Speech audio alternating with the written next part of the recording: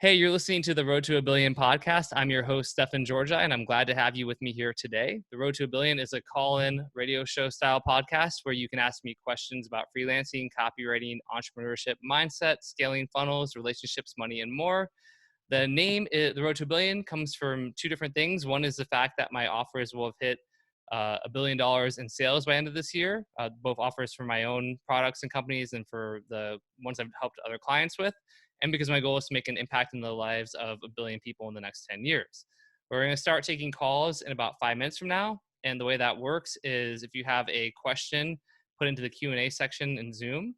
And Ed Reay will go through, he'll read off questions, we'll bring you on live, unmute you, you'll ask a question, and we'll answer it.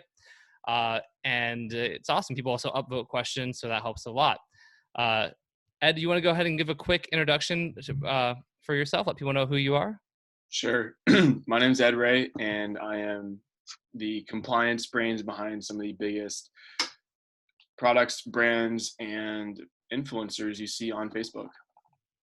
Awesome. And in addition to Ed Reay, we are also joined this week by my friend and business partner, Mr. Justin Goff. I think most people know Justin, whether that's from my email list or the Copy Starter Mastermind that I run. But Justin is a direct response marketing genius who has built his own supplement company in partnership with Alan Baylor and the team to 23 million in revenue in a single year. He's a master of funnel optimization, upsells, finding ways to increase conversions and AOVs. He's a brilliant copywriter, and he is a great partner for Copy Accelerator. Justin, I kind of just stole the thunder by doing that, but is there anything you'd like to add as you say hello to everybody here? No, man, I think you covered it. Okay, perfect. Awesome. So Justin's going to be with me joining and answering questions as well. And we'll get started in just a minute from now. Before we do, I do want to do the section of the show I always do, which is sort of my opening monologue. And I just enjoy doing that. And I have a good one today. I kind of wrote it out for you guys. And it's about the most dangerous word in the English language, which is the word when. So when I start making more money, that's when I'll save and invest. When I start getting clients, that's when I'll create a portfolio. When I hit 6 figures in income, that's when I'll take a vacation. When I take a vacation, that's when I'll relax. When I'm a millionaire, that's when I'll be happy. When my daughter starts school, that's when I'll have more time. When I retire, that's when I'll finally pursue my passions. When I move into a new neighborhood, that's when I'll get back into jogging again, right? Always looking forward to when is a cop-out we use to justify the way things are now. But now is what you can control. Now is when you can set aside $10 or $100 or $1,000 a month to invest. Now is when you can create a portfolio and start getting clients. Now is when you can give yourself permission to relax and to recuperate, to go on vacation, to regenerate. Now is when you can be present with your loved ones. Now is when you can pursue your passions. Now is when you can take action about your mental, emotional, financial, and spiritual health. So don't get me wrong, the word when isn't always a bad thing, right? If you're broke and you want to be a millionaire, it's better to talk about when I become a millionaire than to say if I become a millionaire. I truly believe that. Talking about when you're going to reach your goals instead of if you reach your goals is crucial and really powerful. And in those cases, it's better to think in terms of when than if. But the problem is, if you're using when as a way to defer your dreams that you have today to some undefined and vague point in the future, that becomes an issue. You're just pushing things down the line. So if you're broke now, you have the opportunity to take action to fix it now. And if you have a damaged relationship now, you can take action to fix that relationship now. You have control over your present, and that's a really immensely powerful position to be in. So I kind of was meditating on that during my walk this morning and thinking about that and how when has its place, but it can also be such a dangerous part of the English language. And I wanted to just share that and kind of wrap on it. So that's my opening monologue. And with that, we can go right into to starting to answer some questions that people have. I already see 10 in the Q&A. And again, if you have your questions, pop them in there. Justin kind of knows what's going on. We're going to throw him into the fire. But like I said, Ed's going to pick questions from the Q&A. And then he's going to unmute those people. They'll be able to kind of share their question, and we'll do our best to answer it. And again, if you're on Facebook Live, love you. We're not going to answer questions on Facebook Live, but you can join us over on Zoom. We've got 88 people here, and plus we've got 15 people watching on Facebook Live, so it's awesome. And we'll go from there. Yeah, and Dirk, real quick, make sure to ask your question in the Q&A chat, not in the actual chat function. So we have a question here from Andy Jeffs. That shot up. So Andy says, I'm going to take on the challenge of teaching someone copywriting. I'd like to get them up to speed and getting their first client in the next 3 months. Any tips on mentoring people to learn all this snazzy stuff? What's up, Andy? What's up, people? How you doing? Oh, I'm good, man. Yeah, the positive juices are flowing through my veins. It's all good. Love it. Love it. Yeah. So you're going to help mentor somebody in copywriting? Yeah, so I don't know if you remember, but when I first joined Copy Accelerator, Brooks mentioned it in my post. I'm a musician, and I want to kind of like create a band of musicians that also know how to make money online, so that we can tour and still support ourselves, income wise. So I have one guy that's interested in taking on this challenge of learning copywriting and making income online. So yeah, I'm gonna teach him how to do it. And yeah, it would just be cool to know get an idea of how I can best support him and get him up to speed and get his first client. Like, I know I can obviously follow the structure that you guys say, the whole free email sequence for getting clients and all of that. And actually, buying your freelance course at some point would be cool. But yeah, just in terms of like the actual mentor, coaching, teaching side of things, like, do you have any tips and pointers of that? Yeah, Justin, since you're our special guest and you've mentored Tanner and a few others who are now having a lot of success as copywriters, like, if you have any thoughts and you want to lead off, Justin, I'd love to hear any thoughts you have. Yeah. So a couple of things I would be aware of. I've mentored actually four if you count Blake. Blake's not a copywriter, but definitely been helping him a lot as well. If you count the four I've mentored, three are successful now. One just basically kind of quit after a couple months. One thing I would say right up front is getting a buy-in from them. Right. So like one of the things with like Tanner and Alec that made it very obvious that they were serious about this was I was living in Austin. Alec lived in LA. Tanner lived in Toronto. And I told them both, I was like, if you're serious about learning copywriting, you need to move to Austin so you can be around all the other internet marketers. You can be around me. I was like, it'll just obviously make your progress go a lot quicker. And when both of them did that, that's a very obvious sign that, okay, they're not going to quit this in 2 months. Like, they're very serious. It's not, you don't have to have an investment that big, but I would be very hesitant to mentor someone where they don't have skin in the game, because the odds of it going well, I would say, are not good. And you also, obviously, if you know these people, you probably have a good idea of, are they going to follow through? Are they not going to follow through? Certain people, it's very obvious. Like when I mentored with Tanner, like Tanner is very obvious. I was like, he's the type of guy, if I put him on the right track and showed him what to do, I knew within 6 months, 12 months, he was going to be successful.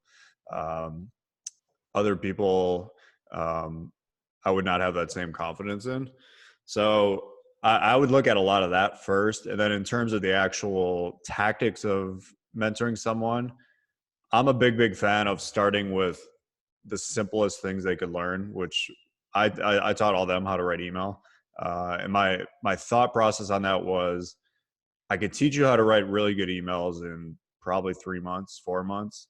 And once you're doing that, I already know there's a huge need for email copy. There's a never ending need for email copy in our industry. And if I could get you making $3,000 a month or $5,000 or $7,000 or whatever, you'd be pretty damn happy. With that, I mean, if you went from not knowing a damn thing about copywriting and 5 months later you were making $3,000 a month, most people would be pretty happy with that. So that was kind of my whole thought process around the thing. I know Stefan's had success teaching other people long copy right out of the gate.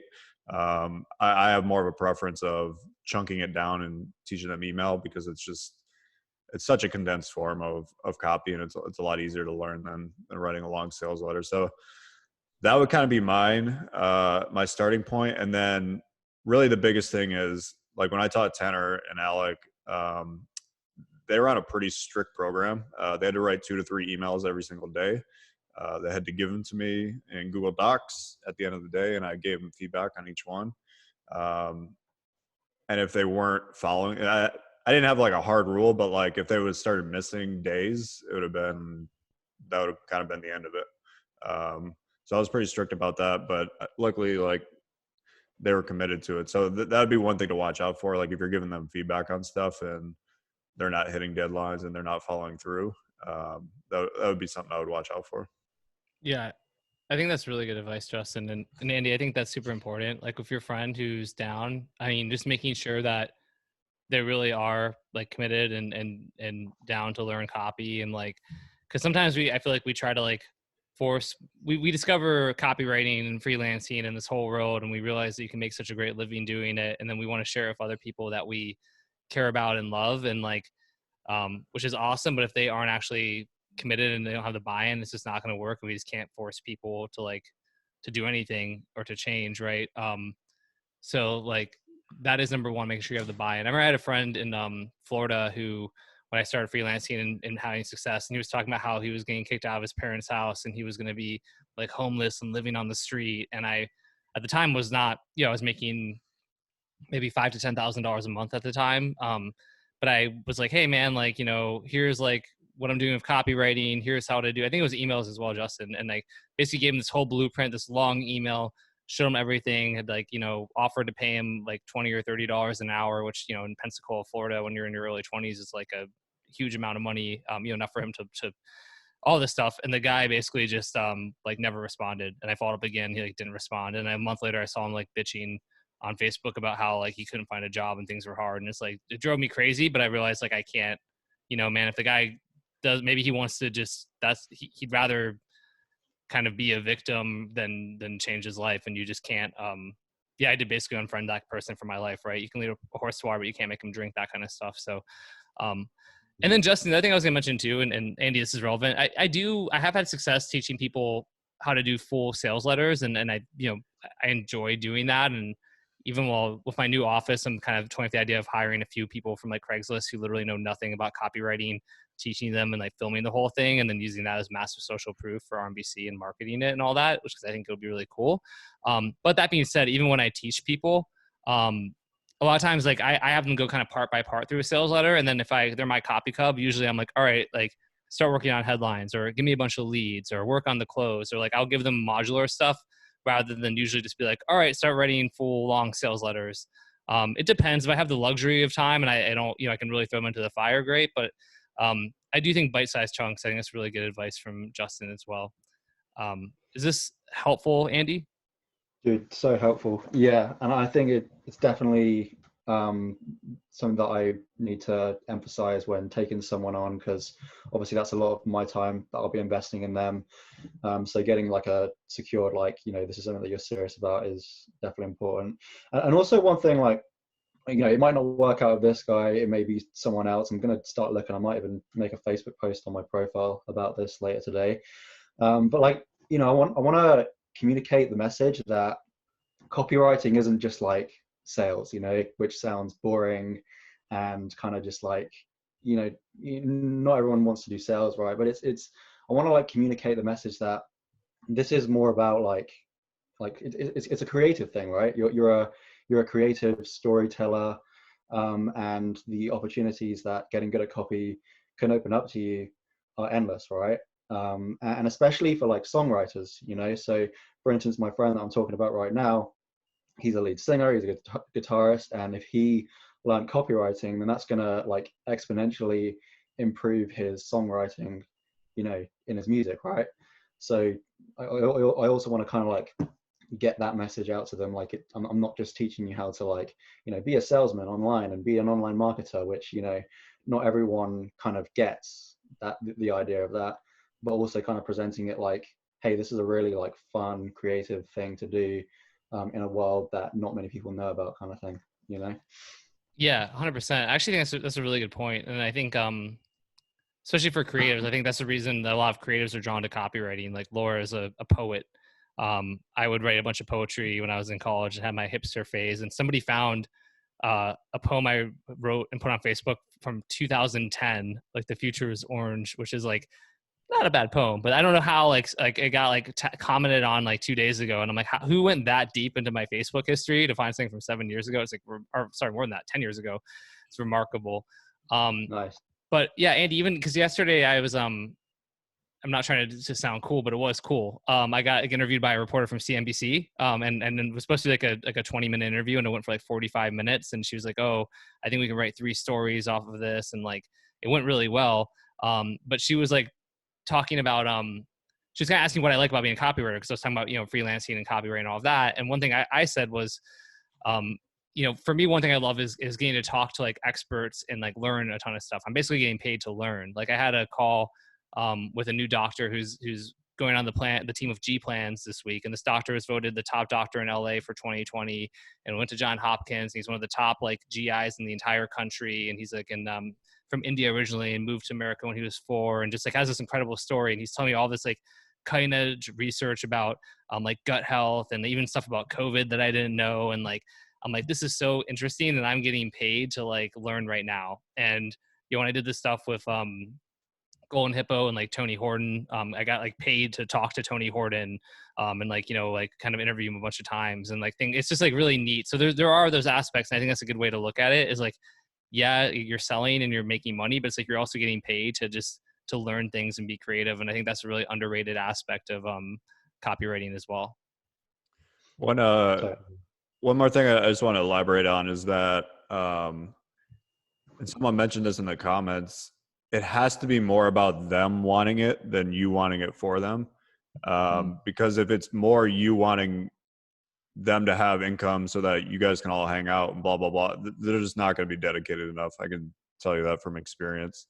It has to be one of those things where like, if you stop talking about it, they're coming back to you over and over again and be like, hey man, I really want to learn this from you. When can we get started? Hey man, I really want to do this. Like, it has to be on their end. Otherwise it's just not going to work out. Yeah, that's a really good point there, Justin. And yeah, I'll keep all of that in mind. Yeah, because obviously like I'm super passionate about this idea, but it's about finding people that are going to have that level of like motivation too. So yeah, super helpful, guys. Appreciate it. Awesome. Cool. Glad it helped, Andy. By the way, too, I'm gonna take 5 seconds to give a shout out to my mom, because I haven't mentioned this to people, but like I do these, obviously I'm putting them on Facebook Live, and literally every week I get these texts from my mom, and she's like, we were very supportive of you when you were, young, and like I read to you every day, and like that I helped your, and I'm like, yeah, mom, I know. I'm like, this is like a, it's like a radio show, mom, but she'll text me like, so mom, if you're watching this, I love you, and I'm really appreciative. You were incredibly supportive. You helped to foster creativity, wonderful activities. You encouraged my love of reading. You're supportive, great, kind of like labeled objects in the house for me so that I would, learn and develop my vocabulary. So, mom, if you want to shoot me a text later and just acknowledge that you got this, there you go. So shout out to my mom. Oh. I'm jealous. We had very different mothers. I know. I told her after last week's show, though, I was like, Mom, if you text me, like, and kind of like, if you take things personally, I'm going to stop putting these on Facebook Live, because I don't want to like every week, like get text from you where you're like, why didn't you mention this? It's like, Mom, like but I love her. She's wonderful and gets this shout out. Yeah, Justin, I can't imagine you having that same experience. I mean, my mom, when I was 25 years old, called me a scammer. So, there you go. Yeah. Different experiences for sure. Ed Reay, let's jump into another question here. What are you gonna ask me about my mom? Just kidding. I mean, feel free to give a shout out to your mom too. This is gonna be the Road to Billion Mother's Day in August special. Mother's Day special. I love you, Mom. Thank you for putting up with my shit. All right. Aww. So next up we have Pedro asks how to build my freelance copywriter personal brand. Good question. What's up, Pedro? How you doing? Hey, Stefan, Justin. Hey, man. So yeah, I'm a freelance copywriter. I'm a beginner, and I want to build my personal brand, but I don't have any clue how to start with that, and I have no experience, no results to show publicly, so I don't know actually what to do. For sure. Yeah, I mean, I think one of the things is it's easier to build your personal brand as you're getting results. Like I took a while to try to build my personal brand. I was, getting results for several years, and then really only committed to putting myself out there more publicly.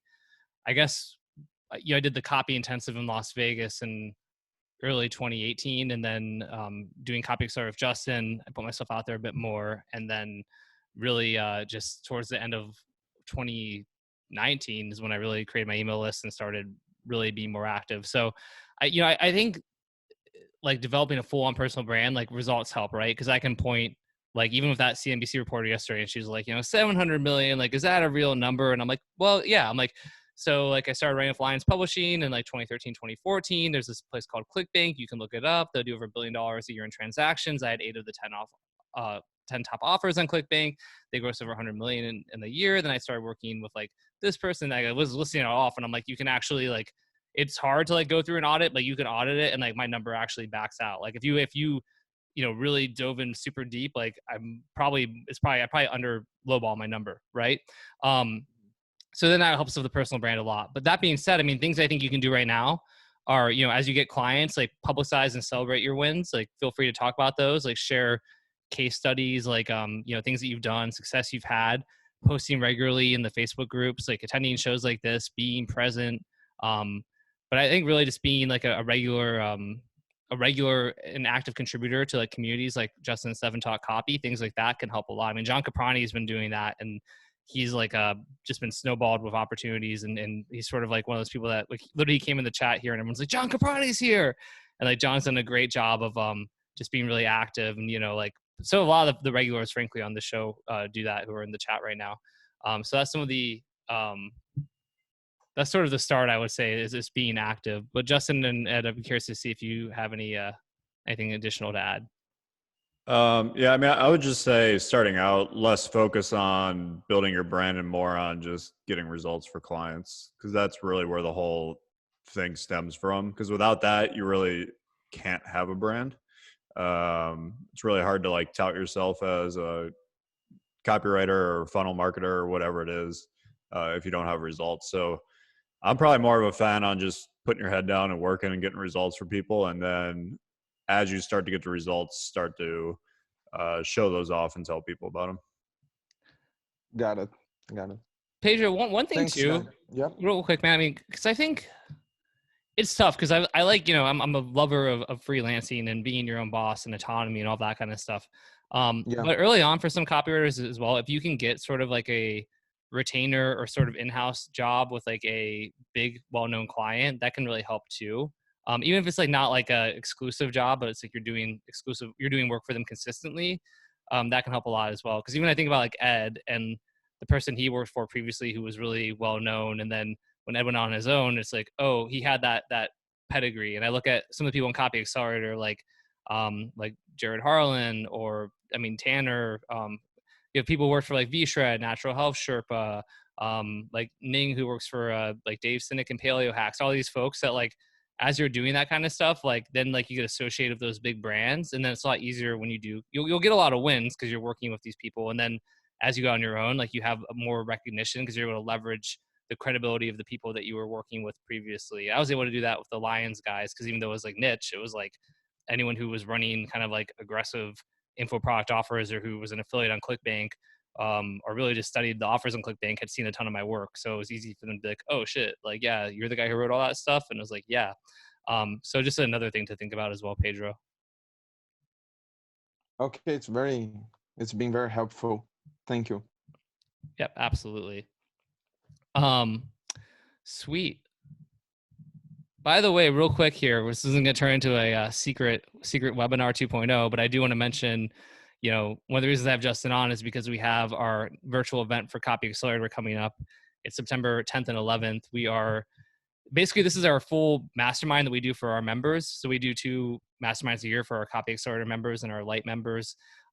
And this year, the second one that we're doing is virtual because of COVID and all of that kind of stuff. But it's going to be amazing. A bunch of you, honestly, I'm like just looking at folks in the chat here. Like, I know I already have tickets. Like Gerline's coming. A ton of people like Lutfi will be there. yeah, a ton of people here are going to be here. Yeah, Gregory Brazil will be there. So, you know, if you haven't looked at the page yet, Krista's going to be there. Yeah, like looking at all these folks here, and we've got 113 applications, 73 tickets sold. So, in addition to our full members, Jose is going to be there. Love it. You know, it's going to be a really awesome. Ed Reay will be there, of course, as well Justin. It's going to be an awesome. Sal will be there. It's going to be an awesome thing. So, I'm going to pop into the chat just a link to the sales page if you haven't looked at it yet.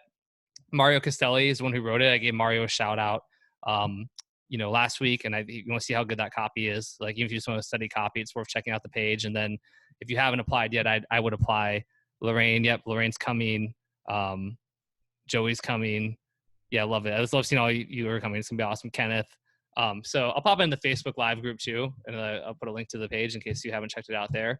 But it's going to be, we have a ton of amazing guest speakers. It's you can look at the page. I'm not going to turn this into a hardcore promo, but Darren, of course. What's up, Darren? Harrison, love it. Jonathan Gayden. I mean, yeah, like I basically, most of you have already signed up because like you know how awesome it's going to be. But I did want to share that. So Jamal will be there. Love it.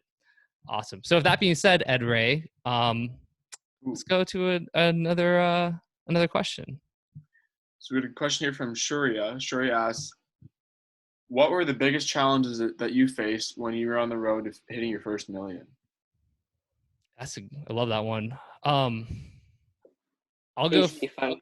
Okay. What's up, Shura? Hey, Stefan. Hey, Ed. Hey, Justin. So yeah, that's the question. What were the biggest challenges that you faced when you were on the road to hitting your first million? And not only just the business side of the things, but were there any problems or challenges that showed up in your life, relationships, or health? And how did you deal with them? Obviously, I'm no close to hitting a million right now, but it's just amazing to learn from experience. Yeah, so that is a great question. And Justin, Shura, if you don't know, is 15 years old in India, killing it. He'll be a millionaire way before either of us became millionaires. Awesome. It's so dope. I'll start, I guess. I think for me, there was a lot. I mean, there's mindset is a huge part of it. I think just being like that, you can actually do that.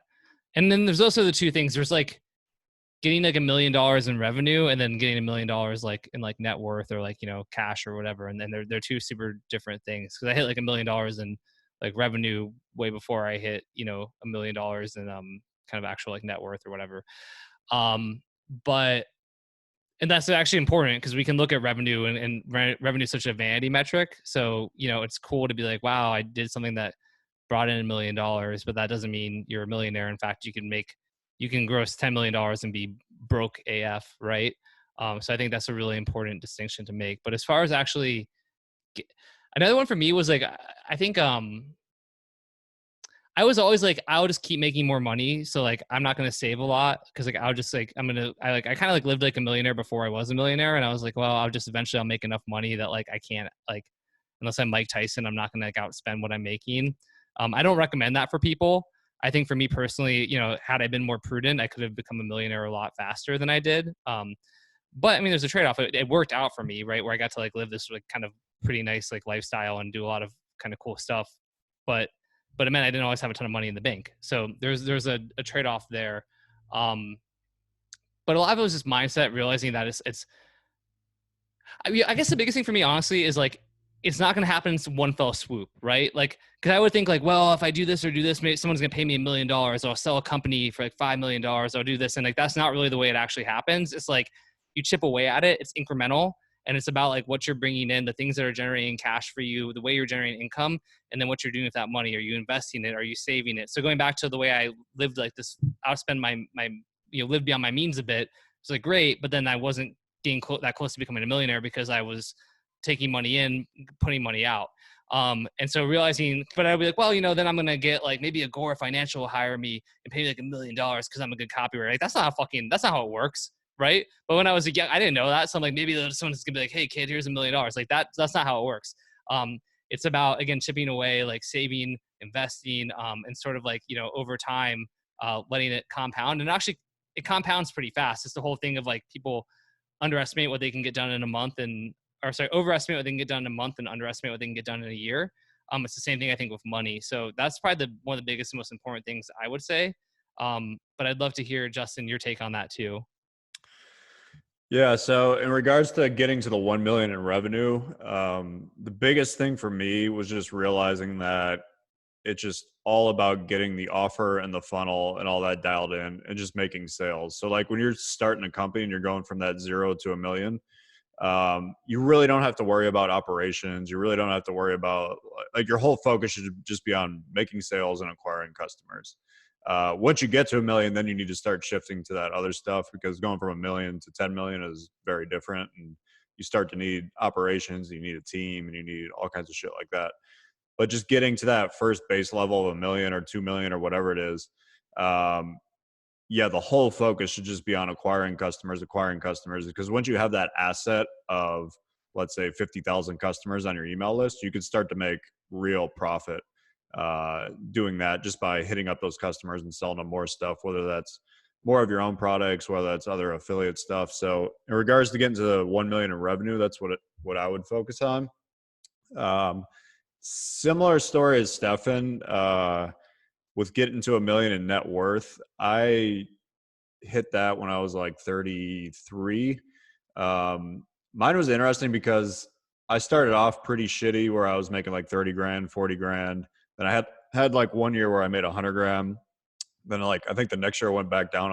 I made like 5 grand. Then eventually though, around 2010, 11 ish, I got over 6 figures consistently, where I was like 100,000, 200,000, 200,000. And I was actually stuck at like 200,000 for a couple of years. But then mine really shot up with Patriot Health Alliance when that did really well. I went from like 200,000 to like, I think it was 700,000, then to like 2.2 million. So it took a while to get there.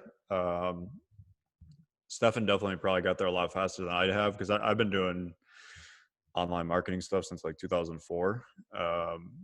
So definitely took me a while to get there. But yeah, Ed, were you even born in 2004? No, I was born in 2000. I was born in 2004. Let's go, Victoria. Yo, you're the same age as my little sister, bro. You should hit her up. That's the year I graduated high school, 2004. Awesome. Oh man. One thing I really would highly recommend, and Stefan mentioned this with like saving, investing, all of that stuff. One of the biggest mistakes I made, and it sounds like Stefan made the same one, was my expenses went up at the same ratio as my income went up.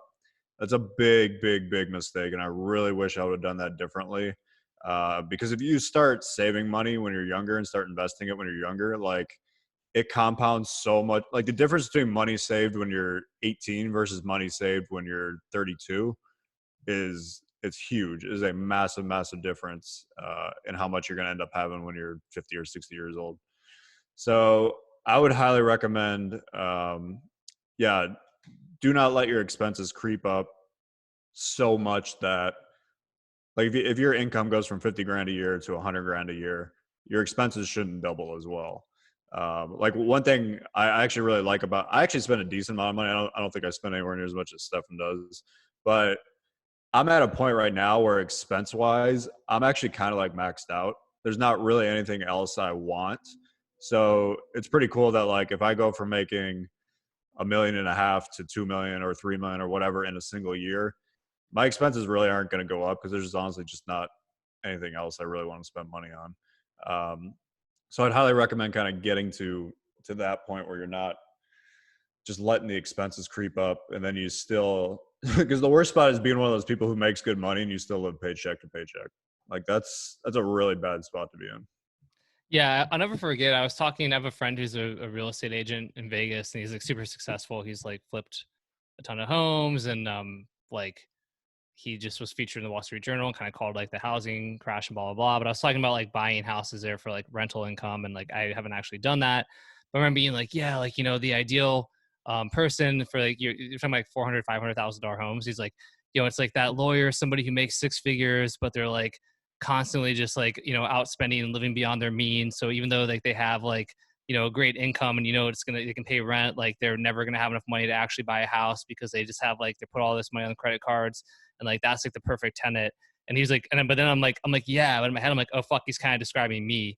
Like that's the way I've lived a lot. Right. And I'm like, fuck, I'd lived in that, at that point I had like rented really nice places, but I never like owned a house or anything. And it was like, man, like that was an eye opener for me. Cause I'm like, I'm really kind of like a sucker, you know what I mean? It's like, I'm just, here I am like living, you know, from paycheck to paycheck type thing and stuff like that. And, not from paycheck to paycheck, but just not actually like being more, I don't know, as smart as I should be.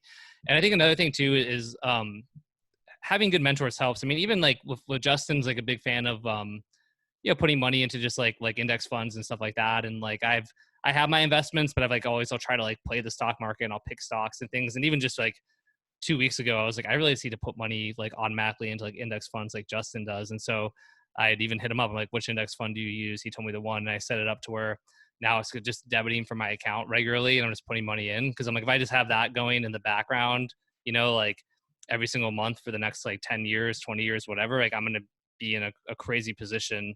And so, but honestly, it took Justin, that was something he influenced me on. So he like served as a mentor to me in that moment, cause he's more disciplined than I am.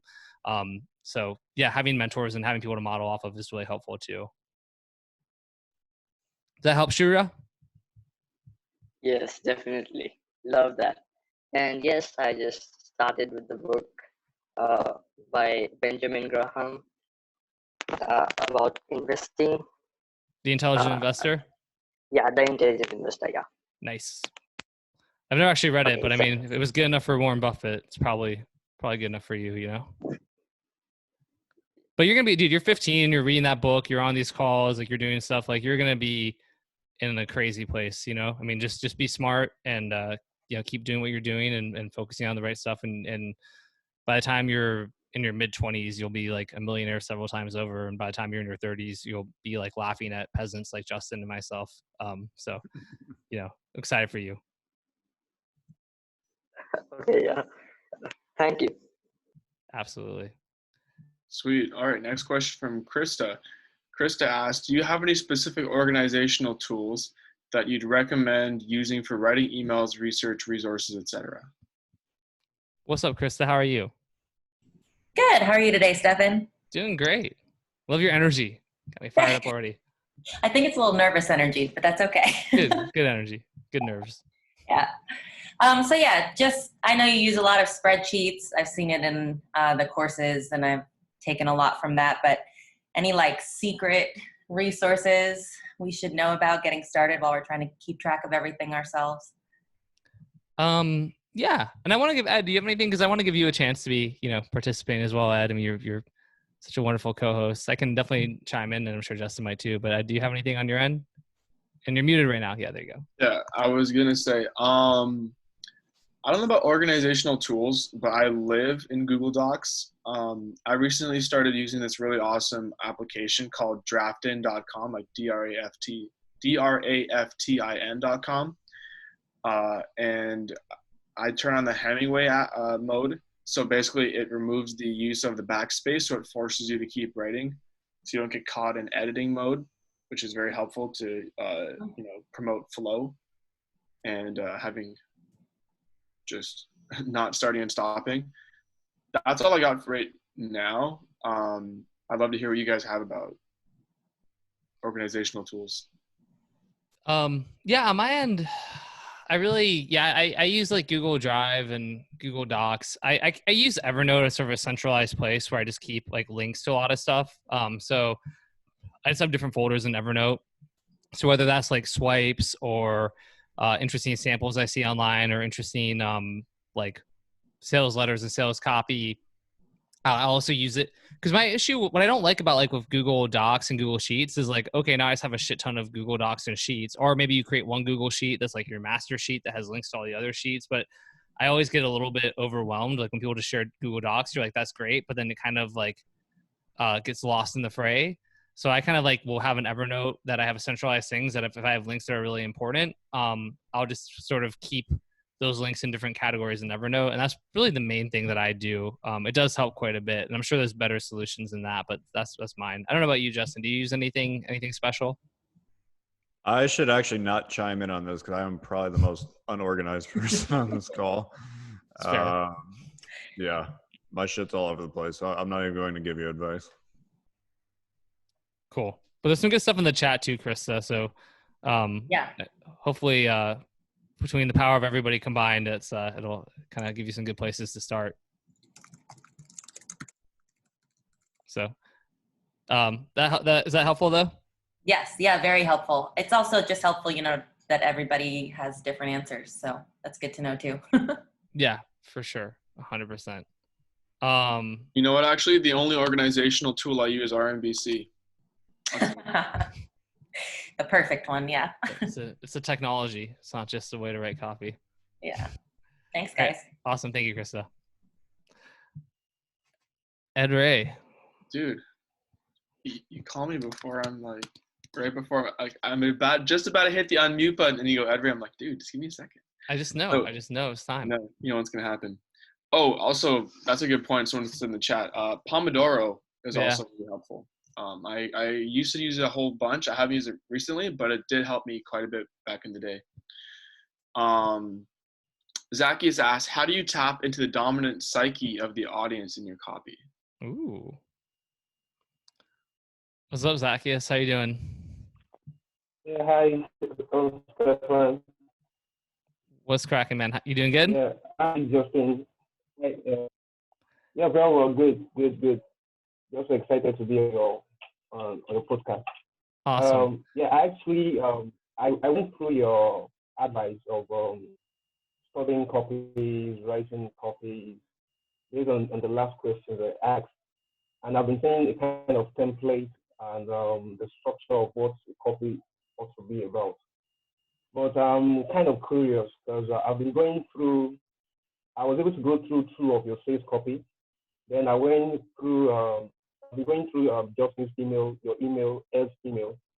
And I found out that it kind of strikes my feelings where I actually reason based on that email. And it caused me to take action. So I'm kind of curious, how do you tap into the dominant side of your audience you're writing to in your copy? Cool. Yeah, that's a good question. And the audio quality is a little bit poor, but I mean, I got the question for sure. So for me, part of it's research from RMBC, and by going out to forums and blogs and things like that, and just reading what the market is, the conversations they're having, the emotions that they're sharing, the way they're talking, the language. I think that can really help a lot. Watching YouTube videos from the target market, like that helps because then you can hear them talking as well. But really, like there's only a few real dominant emotions regularly, right? It's like there's like anger, there's like frustration, there's sadness, there's hope or joy. There's not like a ton. And so there's really only a couple of dominant emotions generally, but I'm getting most of it from research, and I'm just seeing the way people are talking, what kind of words are they using, how are they expressing themselves and things like that. And then I try to be like a psychopath. And I basically just try to become that person. So I've talked about this before, where it's like if I'm writing to a bunch of 55 plus overweight men, I become like a 55 plus overweight man while I'm writing, and I'm like angry. And I've like told people stories before that aren't my stories or someone else's story, but as I'm writing, I'm like shaking with anger because I'm like an empath and I'm like emotional, and like, or if I'm writing like something to really conservative people and I'm just sitting there typing and I'm like, the fucking government, and I'm like, that's your angry grandpa while I'm typing, and then I like go away from the computer and come back to like being normal. But I'm like a character actor. And I basically do become the avatar, as Marcus just put in the chat. That's what I do. Justin, I'm curious if you have anything you'd want to add to that one. Yeah, this is actually funny that you asked this because I just finished writing my print newsletter for September, and I actually wrote the whole intro about this topic. But actually what I wrote about, the one emotion you left out, which I think is probably the most powerful one, is definitely shame. I think at the core of every really good sales letter in VSL, you're tapping into shame, which is really just the feeling that I'm not good enough as I am, which is obviously a very common emotion among every single niche that you're in. So if we look at the survival niche, which is a really interesting niche, the 50, 60, 70-year-old conservative guy who is the main buyer in that niche has a lot of shame about not being a good enough provider, not being a protector of his family, stuff like that, that you can tap into, that to me digs down and just kind of twists the knife in something that's way deeper than even anger and sadness and stuff like that. Because at the heart of it, it's just all about, I'm not good enough. And if you look at really every niche, I mean, men's dating is really, all the really good VSLs dig into that, where it's like the guy just at his core feels like he's not good enough, and that he can't live up to the women he wants. If you look at women's skincare, like, why would you actually buy a wrinkle cream? It's because I'm not good enough the way I am right now. I have to look better. I have to look like the girls who are 20 years younger than me. So to me, I think shame is really the master emotion that, if we keep like just peeling back the layers and going down and down and down to like the root of everything, I think shame is at the core of all that. So that's usually the one that I tend to target in most sales letters, VSLs, and stuff like that. Yeah, that's awesome, Justin. That's a really good point. Yeah, that's excellent. I feel like my daughter's about to walk into the room, so I'm not going to go on too much of a ramble. Instead of that, was that helpful, Zacchaeus? Yeah, sure, for you. Thanks so much. I appreciate it. Cool. All right, cool. So next up from Peter Semis, what are the biggest needle movers to get more conversions on a front end offer as well as boosting AOV? Nice. What's up, Peter? No, he's still muted. Still muted. I need Peter Semis in my life. I think we didn't get the picture. Peter's like super jacked. We don't even get his like picture to like, I can feel shame. Whenever I see Peter's like photo, like that's when I feel my full shame, you know? That's good to know. Yeah. Hey guys. So, what's up? Good. Yeah, there's no really context to the question other than I'm been tasked to beat some controls for some pretty big guys. So yeah, any obscure things that you've learned or other than like just not the general stuff would be great. Cool. I mean, Justin, you and I spent a lot of time talking about that. I'll let you can start right away.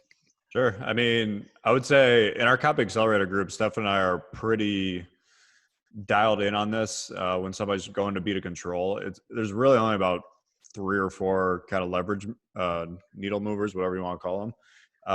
The lead is without a doubt the biggest one on a VSL or a sales letter.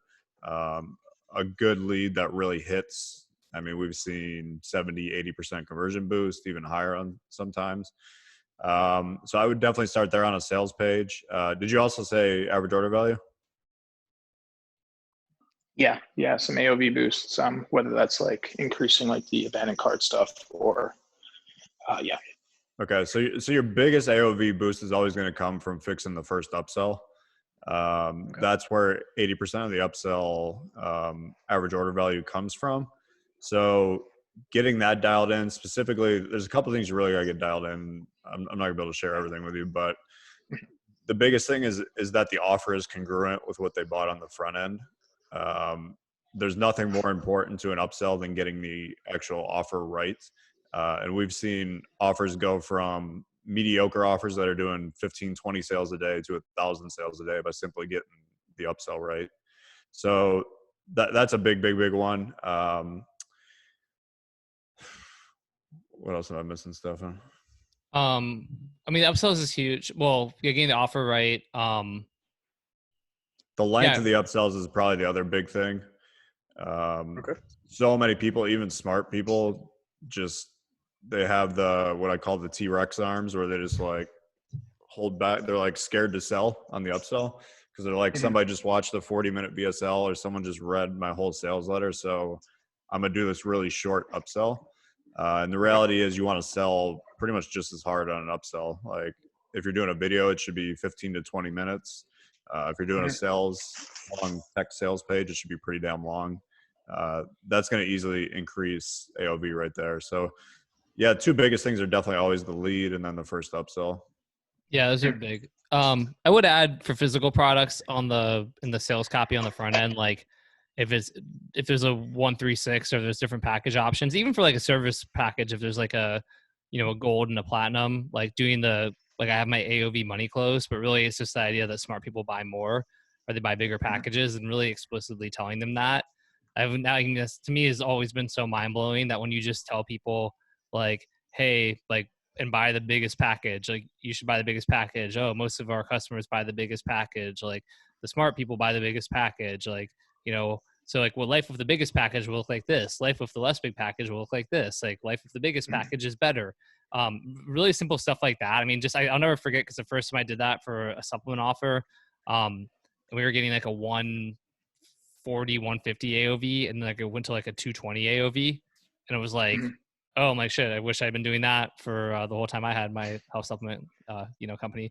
But again, it doesn't have to be supplements. It could be like, consulting or things like that. So don't take for granted how people want to be told what to do. So explicitly telling them, hey, do this is good. And then when you show the product, right? So even for example, in supplements, it's like you should show the 6-bottle package when you're showing the package a bunch of times, like versus showing the 1-bottle image. Because if people like if you're constantly telling them to buy and they keep seeing a picture of a 1-bottle, then in their head they're like, okay, I'll buy the 1-bottle. If you keep telling them to buy and you show the image of the 6-bottle, they're like, oh, I guess I should buy the 6-bottle. Even the order of how the packages are displayed, right? Like the one package is on the left and it's like, sample pack, right? And the 6-bottle package in the middle, like best value, smartest people get this, like, savings like that. And then the 3 package there. So that's just another AOV booster that works every time and yet is often ignored. Okay, cool. And for the leads, would you recommend, I guess, emotional story leads probably smash the best, or have you seen other stuff? I think emotional is really good. It's hard to beat emotional story leads. I think they're really effective. Again, with that being said, it has to be relevant to the pain point of the prospect, and it has to relate back to the prospect pretty fast. So one problem I see a lot with emotional story leads people are using right now is like they think they're an emotional story lead, but instead they're just basically writing like a sob story and like a multi-page like bitch and moan session of the spokesperson, and they're not relating it back to the reader. So when somebody's like a cold prospect is reading this, and it's like the guy's like, and then this happened, and then this happened, and then this, and it's like, why am I just reading about this guy just like going on about all this terrible stuff that happened to him or his wife or whatever, right? Like you have that, but then you're like, and well, I didn't know at the time, this is what would lead me to discover this amazing breakthrough that would made everything better, and that's now helping tons of other people to have like improve their lives as well. Like I've been studying all the top weight loss offers on ClickBank because I'm writing a ClickBank weight loss like control killer that's going to beat all of them. And literally every single one of them uses like the same like thing. It's like the emotional story for a couple of lines, and then it like goes into like, and oh, while it was terrible, I'm sharing it because this is what led me to. And that's what I've always done in all my emotional copy. But I still see a lot of writers today who don't do that part. They just keep going with the emotional story. But it's not that interesting. Like, why am I listening to this guy or this woman tell me about this horrible stuff for like, after like a while, I'm like, what am I doing here? Like, right. Like the trance is broken because I'm just like, this is like, I don't want this negativity. So you have to tie it back to like the future casting, future pacing, and like positive benefits as well. Okay, cool. Yeah, I have on my notes to take a look at your breakdowns in the Copy Accelerator group, so I'll pay attention to those. Yeah, check those out. I did Resurge and LeptoConnect so far, and then I'm doing one called Proven next, and I've got like 5 more that I've got the transcripts coming in for that I'm going to kind of go through all of them and do breakdowns. Cool. Awesome. Thank you, Stefan. Thank you, Justin. Yeah. And thanks, happy to help. By the way, when you get a ticket for the virtual event for Copy Accelerator that's coming up, you get membership in Copy Accelerator Lite leading up to the event. And in there, you get to see the Facebook group where I'm sharing those breakdowns that I've been doing, as well as like the weekly trainings, as well as the members area, which has literally the recordings of everything we've done since we started. So every week we do different trainings on like biggest needle movers, AOV boosters, like secrets to leads, emotional story leads, upsells. Like Justin did a whole masterclass on emails. It's all in the members area of Copy Accelerator. When you buy a ticket, you get like a free preview. So you're basically a full-on light member up until the event. So you have access to all of those videos, the Facebook group, all that kind of stuff. So, oh, and by the way, tax deductible, as I've not been pointing out, but then was pointed out to me. So your ticket is, a write-off, as is your membership, frankly. So, one more little plug, and with that, one more little link to the sales letter for that. But now, yeah, Joey said mind blown by the stuff in Copy Accelerator Lite. The newsfeed is full of gold. Yeah, it's crazy. It's like a bunch of like, again, you've got over $1 billion in annual sales between our members, and it's people just sharing what they're like, sharing the copy they're working on, Justin and I giving feedback to those people, like you're seeing like people just like talking strategy, talking high level stuff. I mean, like just being in the Facebook group for like 2 weeks is worth, I don't know what, $10,000, seriously. And then the members area that you get access to is like, it's like literally priceless. Justin and I were talking about this. If we ever stopped doing Copy Accelerator, we'd have this asset that we could easily make, I don't know how many millions and millions and millions of dollars off of, because it's just a crazy amount of gold. So, just a little plug there. And with that, Ed Reay. There we go. Question here from Gregory Brasil. What's the best way to get a personal mentor? That's a good question. What's up, Greg? Hey, Stefan. How you doing? Can you hear me? I can, yeah. Okay, good. Yeah, I'm doing good. I'm in all the courses and all your sites, and I've listened to all the calls, and I'm writing, and I'm applying for some gigs, and I'm studying things, but I think I would just go so much faster if I had a personal mentor. Yeah, it makes sense.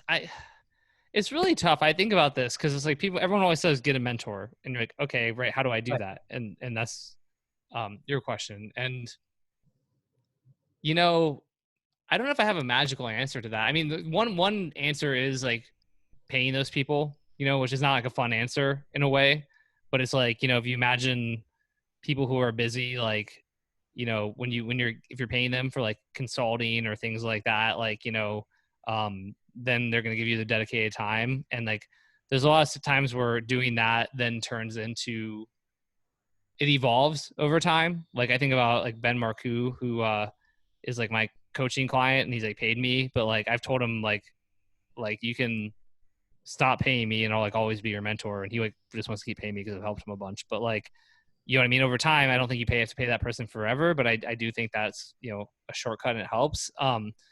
Doing work for the right clients over time, if you just get the right clients and you continue to work with them, and and if you don't want to be needy and be like, I need feedback. Like, can you, like, you know what I mean? Like you can't, like you want to make a client's life easier, but I think with the right clients over time, like they can become mentors to you.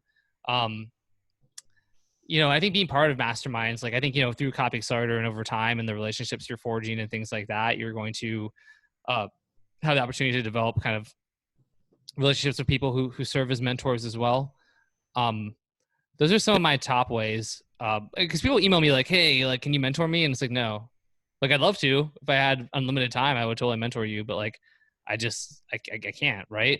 But then like, I look at someone like Jeff Kahuthu, who, had hit me up on Facebook, and I hired him to do some stuff. And then I hired him more, and then I started giving him feedback. And it's like, I've kind of like, I hired him, but I've served as a mentor to him. I mean, Ed, I'm kind of like a mentor to you. I mean, you're in Copy Accelerator, but then it's like, we've had those conversations, and now you're messaging me all the time asking, for advice or opinions on stuff, and I'm giving it to you. And like, but it started with a Copy Accelerator membership too. Yeah, I don't know, Justin, curious to hear your thoughts. I know somebody did ask, Shuri just said that you would love to know how you got David Deutsch as your mentor. By the way, David being one of the speakers at the virtual event. But yeah, Justin, I'm curious to hear your thoughts on this too. Yeah, I mean, David was pretty simple. I asked him how much money he wanted to teach me copy, and he told me $25,000, and I paid him. So yeah, that one was pretty simple.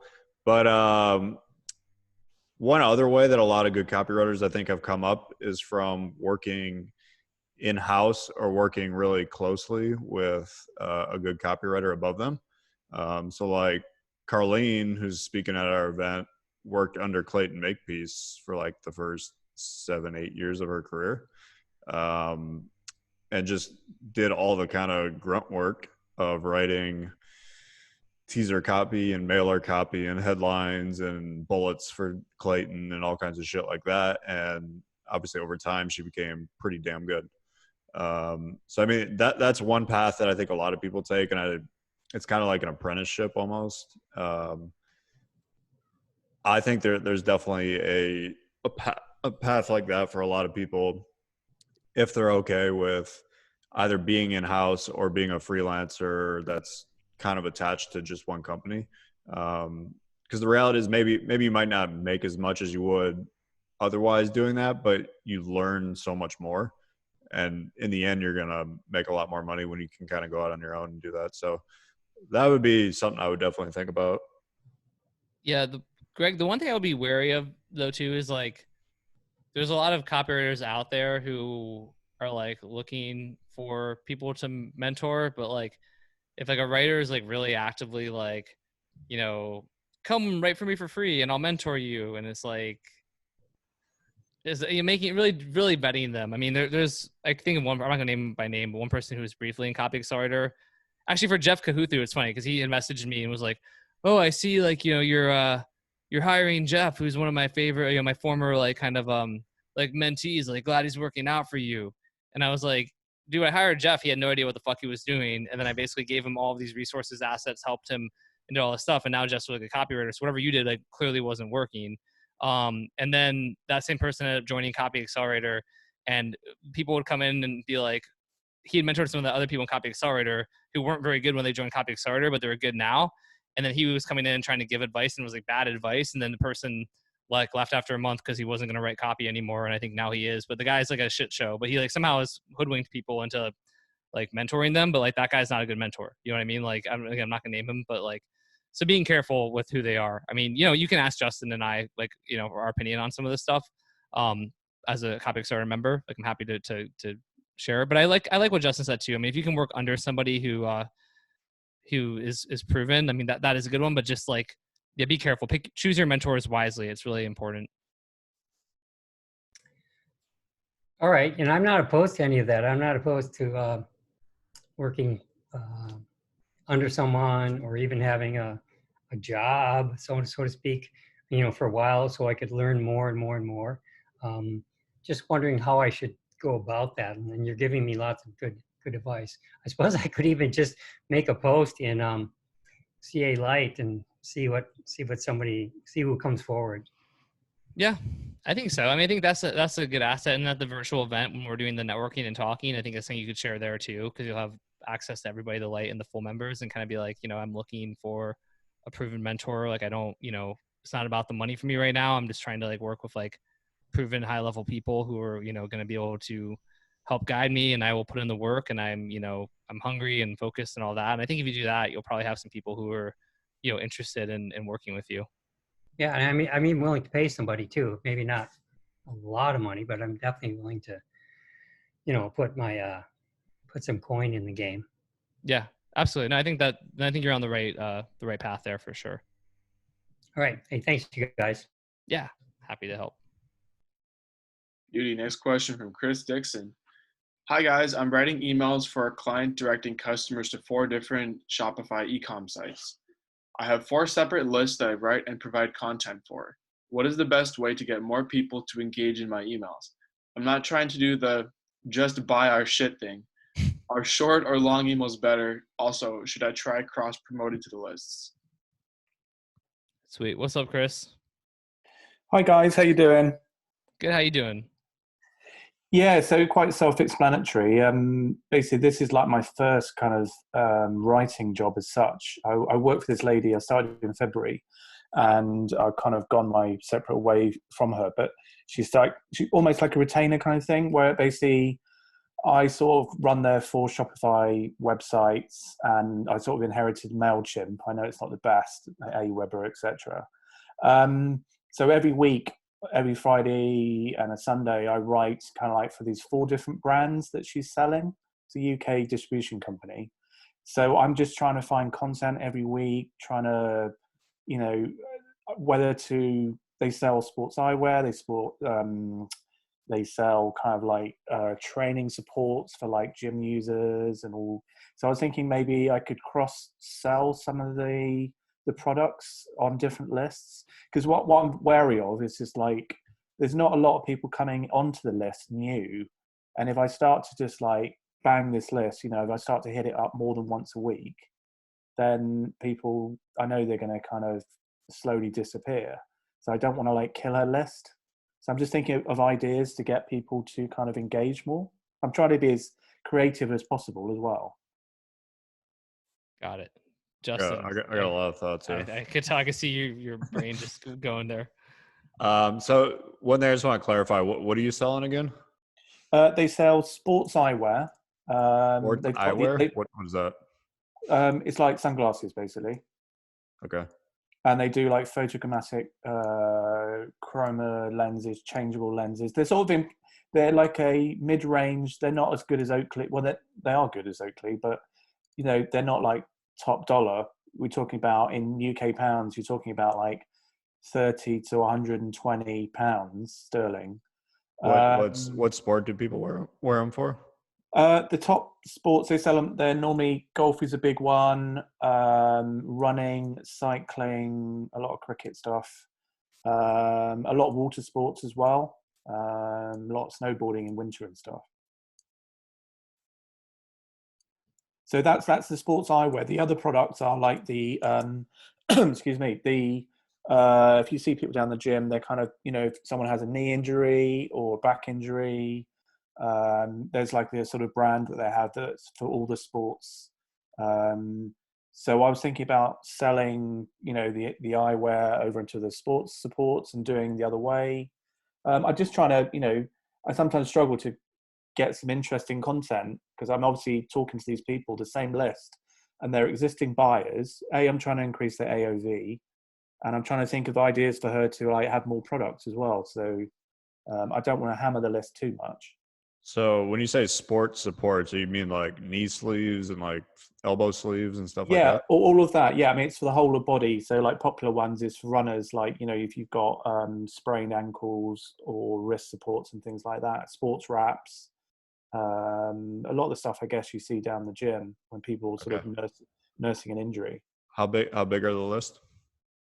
The sports eyewear is probably about 2K. Probably similar to the for the sports supports. But what's happened is I picked up this job in February. The previous person went sick from October, and the list was not, you know, a lot could have been done, and I'm the only person that's basically monetized the list.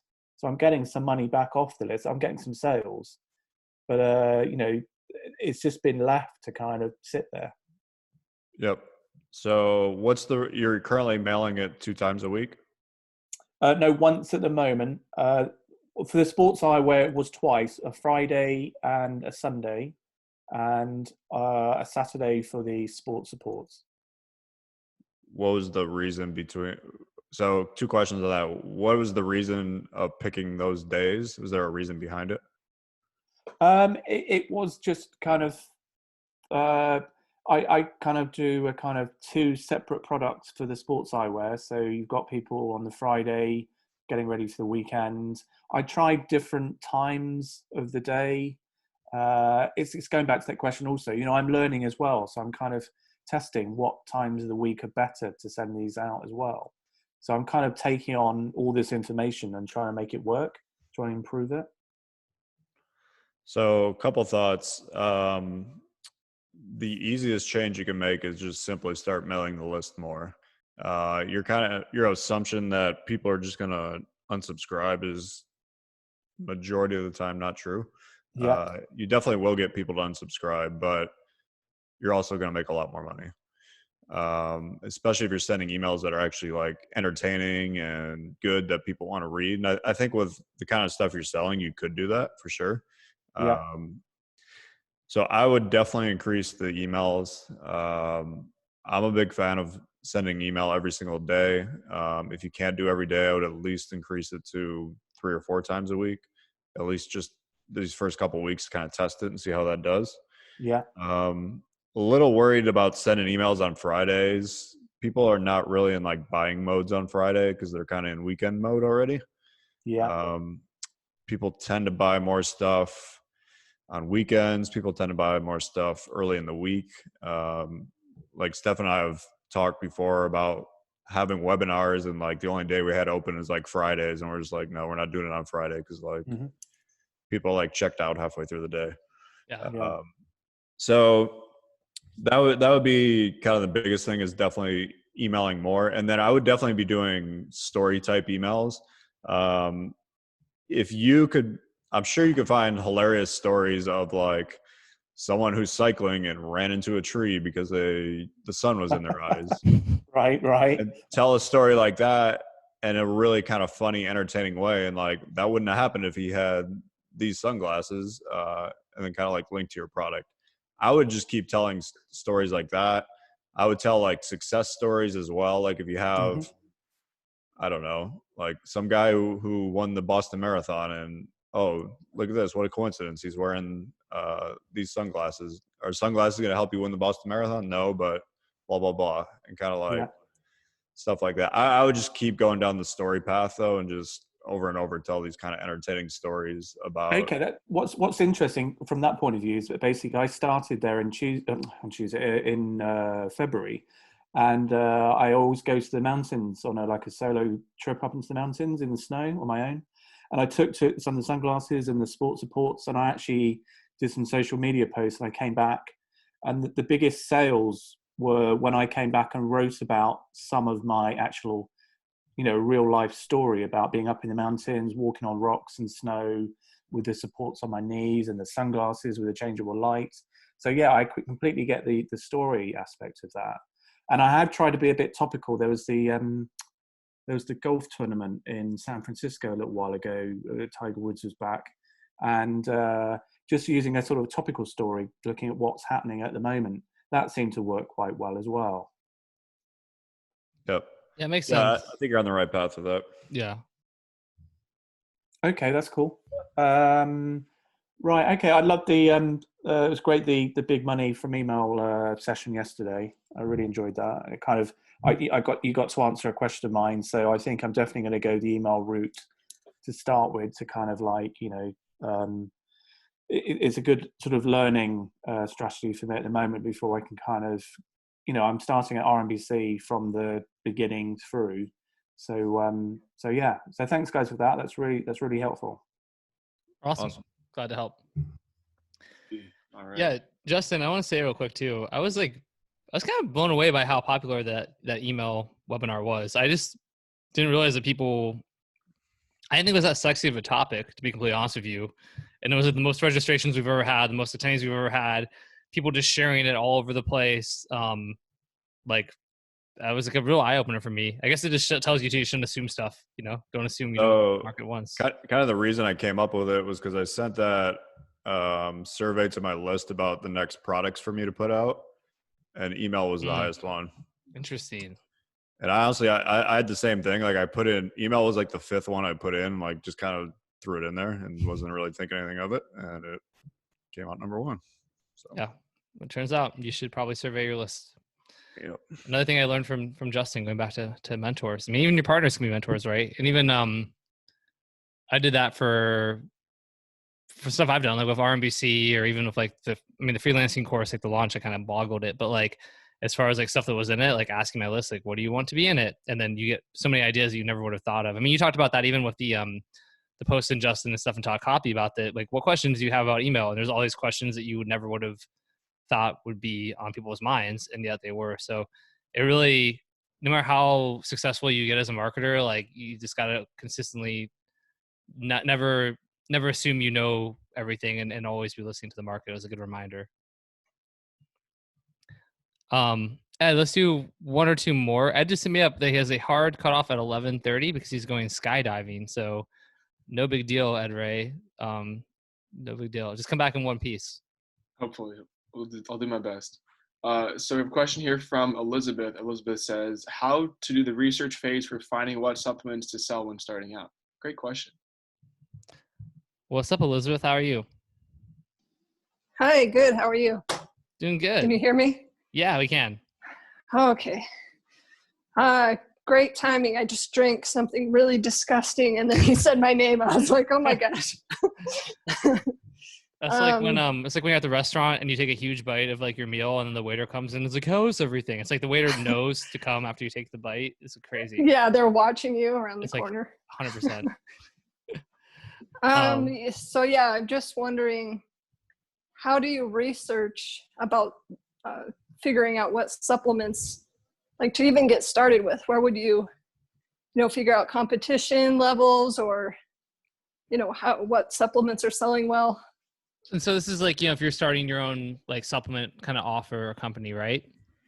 Yeah, exactly. I sold supplements a really long time ago, but it was I basically resold a supplement that was selling on an infomercial. So I didn't have to know, I didn't do any research about it. For sure. Yeah, I mean, I think that the biggest, I'm trying to think of the best way I would do that. I mean, because on one hand, like, I don't really care about like saturation. I like proven categories and niches. So I mean, for example, like going to like ClickBank or looking around on Facebook and other places and like seeing what like categories are being hit consistently. And I would stick with like a proven category, and then I would focus on how to bring a unique spin to that. Like it's like there's a gajillion weight loss supplements, and yet weight loss supplements keep working, keep selling. People are still fat and still trying to lose weight. Same thing with like blood sugar, energy, like anti-aging stuff. It's always going to be popular. There's a ton of people who are getting older and who feel crappy. Like kind of gut as well, although I'm not a huge fan of the gut niche in general. But I guess like, yeah, I'd be looking at just as you look at ads. And then, I mean, if you want to look at specific offers, like you can use tools like SimilarWeb and like go and see how much traffic certain pages are getting. And then based on that, like you can kind of know if like, the amount of like, so for example, if you see an ad for some supplement and you go to like their SimilarWeb and you look and it's getting like 1 million visitors a month, and it's been gaining 1 million visitors a month for like the last 6 months, you're like, oh, that's probably a sign that this is working.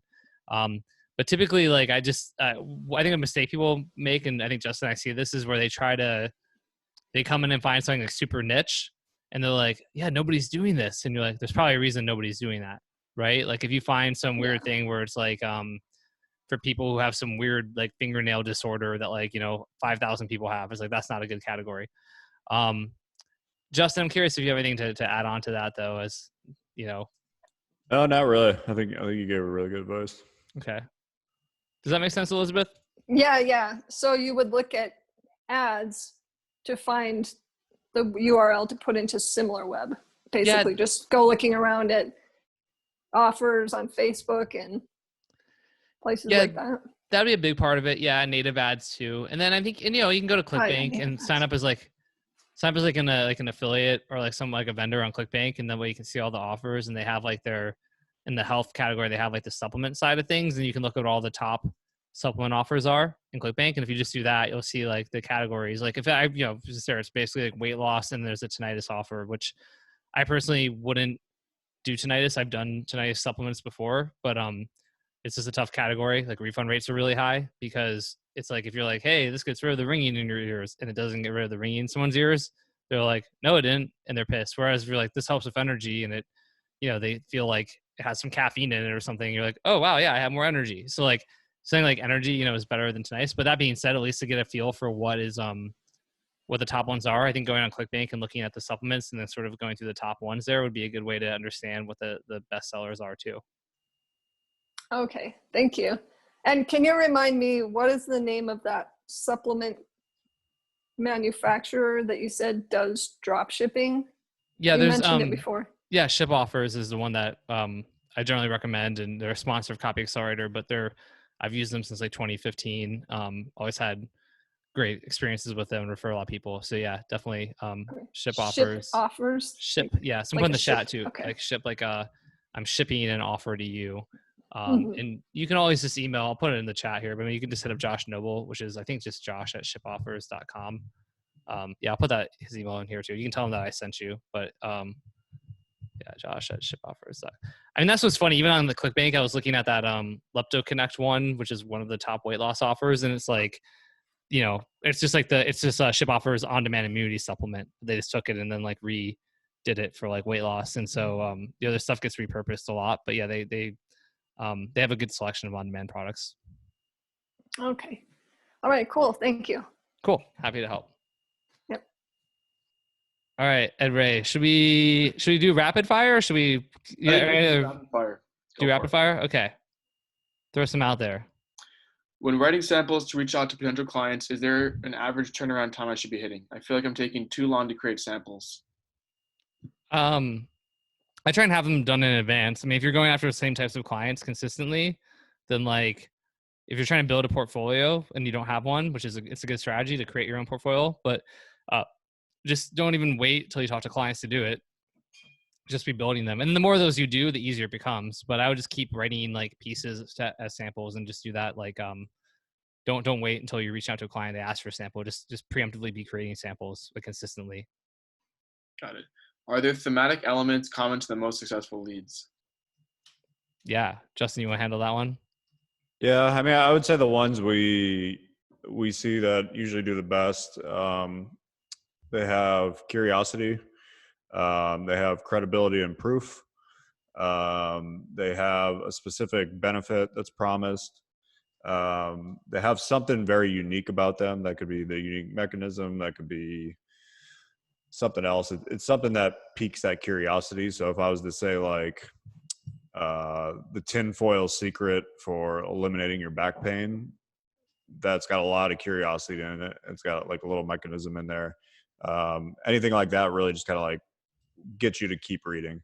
I mean, obviously there's a lot more stuff. I can't think of it off the top of my head, but those 3 or 4 things that you definitely want to hit on all the time. Yeah, those are great. Nice. I'm writing an advertorial for a client. It's coming off not so strong or emotional as a sales letter. It's the first time I'm doing an advertorial for native ads. Any advice? I mean, the fact that you recognize it is good. I mean, advertorials are by nature generally, and it depends on the client, but they're going to be a little less emotional because it needs to feel like it's like a news story. But I think if you can still capture emotion in like the lead in and by telling somebody's story, like I mean, like when Julie's dog like started having trouble walking, like she was worried she'd have to put her down, like her heart sank, like because she'd been you can still tell like an emotional story, and like, then the dog found this great dog food, blah blah blah, like, but like you can still have it in like the kind of lead in of the story, and then you're gonna go more into like your like a reporter mode, I guess. But really, I mean, if you're recognizing it, sounds like you just gotta revise it. But of course, it's gonna be different than like an emotional VSL because it's so again, it's serving a different purpose, kind of. What are your best recommendations for improving subject lines?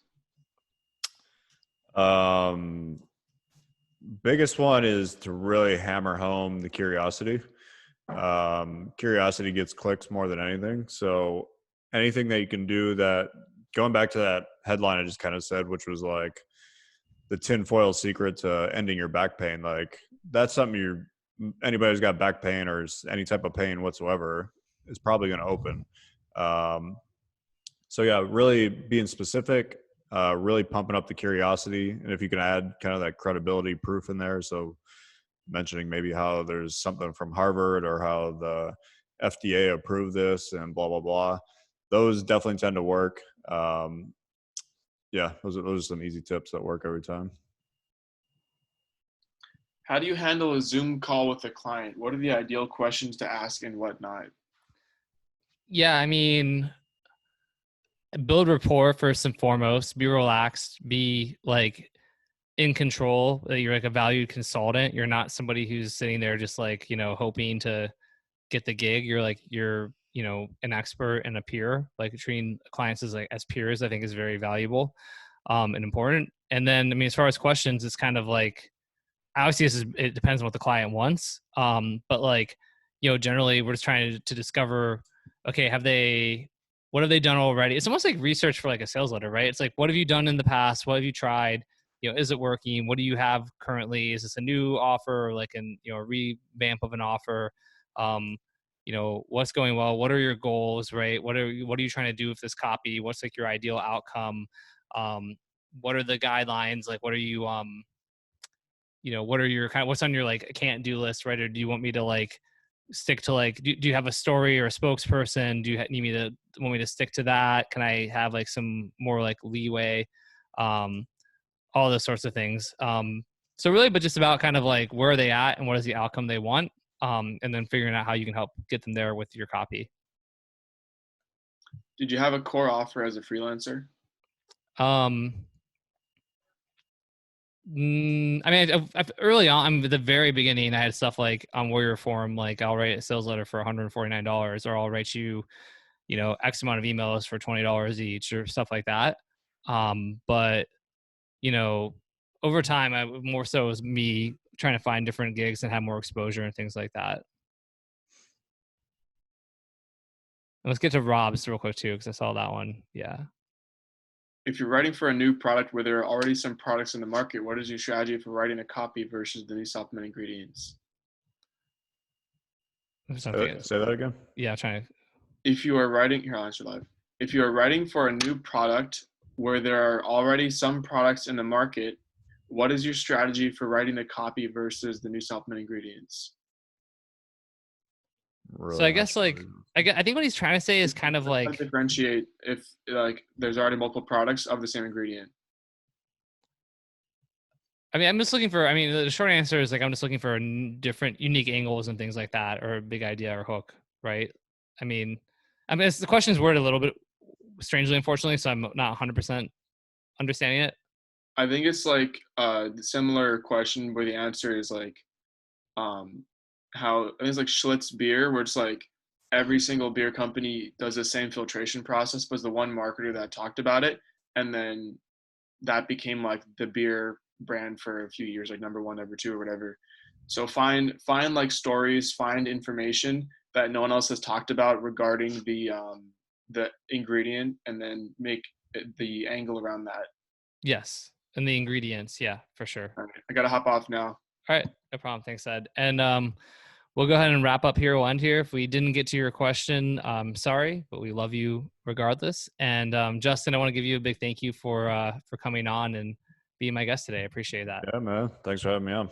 Absolutely. Cool. So as always, if you're listening to this on iTunes, make sure you subscribe and that you, like and leave a review if you can. It'd be amazing. If you're on YouTube, same thing, comment, subscribe, like, and we'll be back next week. And don't forget to check out the virtual event for Copy Accelerator, which is coming up September 10th and 11th. I'll have a link in the show notes and in YouTube or anything like that. So thank you, everybody. See you.